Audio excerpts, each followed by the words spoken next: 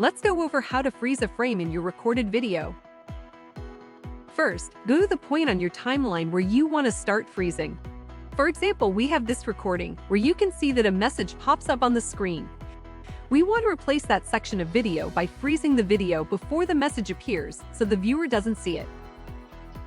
To start, click Tools, select Replace, and then Freeze Frame. A blue span is displayed on the timeline, indicating the placement of the freeze frame. To adjust, select the section you want to apply the freeze frame to by dragging the blue bars along the timeline. You can also use the arrow keys to fine-tune your selection. You can choose whether you'd like to freeze the frame at the start or end of the span, and if you'd like to freeze the cursor. If you want to preview what the replaced area will look like, click the Preview button. The app will begin the preview right before the section, playthrough, showing the freezed frame, and then stop shortly after the section.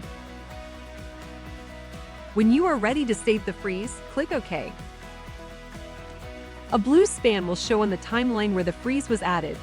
If you want to remove the freeze later, just click the blue span, click the freeze icon, and then click the trash icon. You can also readjust the freeze span if needed.